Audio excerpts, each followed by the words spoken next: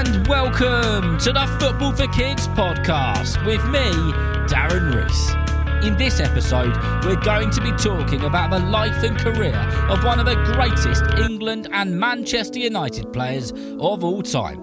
We're going to be talking about the truly amazing Sir Bobby Charlton. Before we do a few of your shout-outs and your messages, a massive thank you goes to the hundreds of you who have been sending in your Ballon d'Or dream teams. There are some amazing ones which have come in. Keep them coming, and we will announce the winner of those on the 1st of November. Also, thank you to those of you who have been sending in your football top designs. We will announce the winner of the football top design competition on the 1st of November as well. So, you've still got plenty of time to get your Ballon d'Or dream teams in and your football top designs. All you've got to do is design your team or your football top and then ask an adult to send an email with the picture of your team or your football top or both to footballforkidspodcast@gmail.com. The email is in the description of this episode, so you can easily click on that and send the email. Right, your first shout out this week goes to Tom. Tom plays for Island Bay Under-11 Sharks in Wellington, New Zealand. And Tom listens to the podcast on repeat every single night. He loves Liverpool and he would love to hear an episode on Virgil van Dijk. Well, Tom, a massive shout out to you and everybody at the Under-11 Sharks in New Zealand in Wellington. I really hope that you enjoy this episode. And don't you worry, Virgil van Dijk is on the very, very, very, very long list of episodes which I need to get on and make. The next one says, "Hi Darren, we are brothers, Sean and William Kelly, aged 5 and 7. Well, you might be a little bit older than that now because you sent this message in May. We're from Dublin, Ireland. We love your podcast. Our daddy Liam plays it for us every night at bedtime. We are big Liverpool fans and we both play for our local football team, Verona FC in Dublin. We would love to hear you do episodes on Harvey Elliott and Karim Benzema. Keep up the good work, from Sean and William." Well, you two, thank you so much for continuing to support and listen to the podcast every single week. I really appreciate it. I hope that you enjoyed this episode. So a massive shout out to you and everybody that you play football with. And the last one on this episode says, "Hi, my name is Alfred. I listen to your podcast every night. I support Chelsea and Manchester City. Please can you make an episode about Mason Mount, Benzema and Vinicius Jr. Thanks and keep up the great work. From Alfred." Well, Alfred, a massive shout out to you and everybody that you play football with. Hopefully you've had a chance to listen to the episodes which we did on Mason Mount and Vinicius Jr. And don't worry, Benzema is on the list and that will be one coming up, hopefully to be released by the end of this year. Well, a massive shout out and thank you to everyone who's written in this week. I do read every single message which comes in, so please do keep them coming. The shout outs to your teams, the big thank yous to your coaches, whatever it is. If you want a chance of getting it read out on the podcast, you can ask an adult to send an email to footballforkidspodcast@gmail.com. Right then, it's time to get into the episode about the magnificent Sir Bobby Charlton. Sir Bobby Charlton was born on the 11th of October in 1937 in Ashington, Northumberland. Now, if you've listened to a lot of the episodes on Football for Kids about footballers, you will be fully aware that many of the footballers that we have spoken about have come from football families, and that is no different from the great Bobby Charlton. His uncles were Jack Milburn, who played for Leeds United, George Milburn, who played for Leeds United, Jim Milburn, who played for Leeds United, and Stan Milburn, who played for Leicester. And another one of his relations was the brilliant Jackie Milburn, who was a top player for Newcastle United and England. That is a lot of top footballers in one family. Not only were all the men in the family obsessed with the beautiful game, but Bobby's mother was also a football fanatic. After all, she had grown up with 4 football-mad brothers. Bobby's brother said back in those days, in the late 40s and the early 1950s, it was really quite rare for a lady to be interested in football to the levels that their mum was. She was even a coach at the school at one point. The whole family lived and breathed it every moment of every day. They loved their football. Bobby's footballing days started when he was very, very young. His uncle Tommy brought him a pair of football boots, and from that moment on, there was no looking back. When Bobby was playing football as a youngster, it was a time when World War II was still going on. Not that many people had any footballs or any footballing equipment, but Bobby came from a footballing family. There was always access to a football at some point. On Sundays, where Bobby grew up, there were some other kids who loved their football too.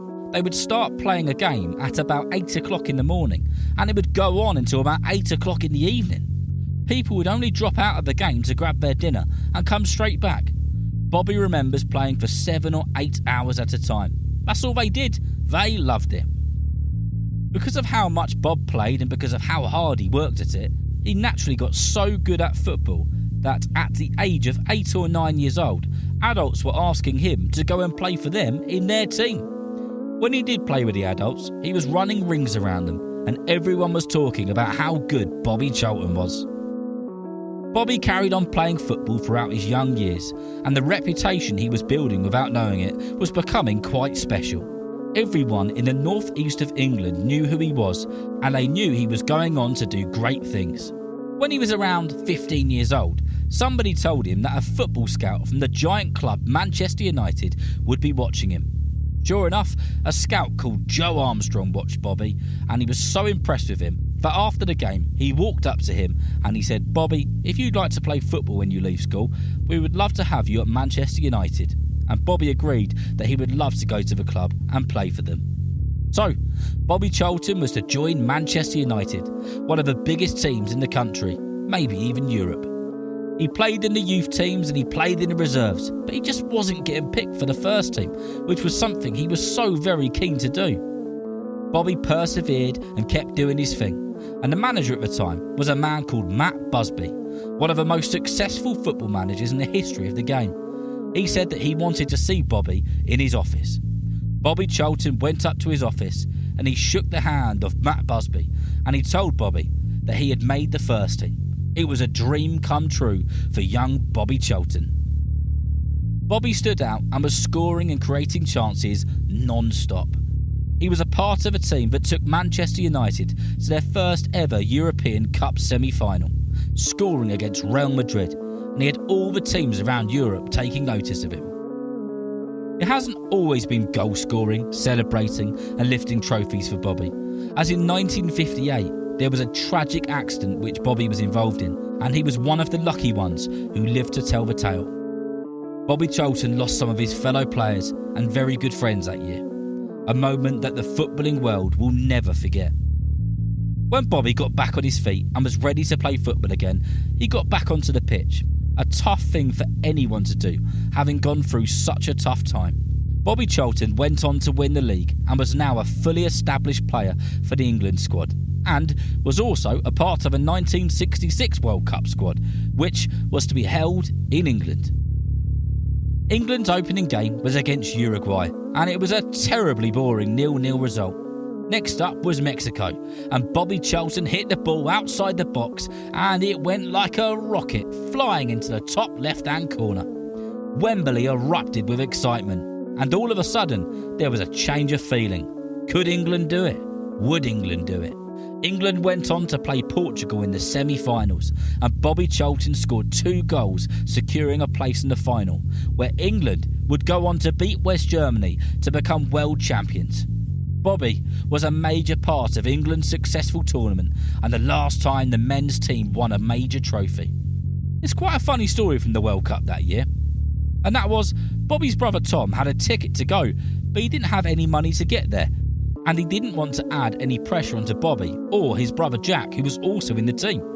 So he sold his ticket to a man called Norman, and Norman rode his bicycle to Wembley Stadium in London from Ashington in Northumberland. That is a 5-hour car journey. Goodness knows how long that took him on a bike. Good old Norman. Bobby returned to playing for Manchester United, returning back to Old Trafford as a World Cup winner. But there was one thing which he hadn't won yet, which he and the manager Matt Busby were so desperate to win. And that, of course, was the European Cup. In 1968, 2 years after winning the World Cup, Manchester United made it to the final of the European Cup, which is what we know today as the Champions League. It was United versus Portugal's Benfica, a game that would go to extra time, and a game in which Bobby Charlton would go on to score 2 brilliant goals and lift the European Cup. Bobby Charlton and Manchester United had done it. Bobby Charlton played over 700 games for Man United. When he got the ball, no matter where he was, it was said that you could hear every single spectator take a lungful of air as they knew what was coming. He had one of the most powerful shots in football and one of the most accurate shots in football. Legendary players like Ryan Giggs, David Beckham and Sir Alex Ferguson, the manager, said that there's players today who couldn't score goals like he did. He truly was one of the greatest players to ever do it. Bobby Charlton was made Sir Bobby Charlton when he was knighted by Queen Elizabeth II in 1994. Sir Bobby Charlton played 17 seasons for Manchester United. He won everything a player from Britain could have wanted to. He inspired millions and is without doubt one of the greatest players to ever lace up a pair of football boots. So from an old mining village in the northeast of England to going through some of the toughest moments life can throw at you, to winning the World Cup and leaving a legacy that will live on forever. I hope that you've enjoyed listening and learning about the legend that was Sir Bobby Charlton. So, remember, if you know someone who loves football just as much as you do, then please tell them about Football for Kids. And whether you're playing football soon, watching it on the telly or pitchside, I hope that you've enjoyed the game. See you next time.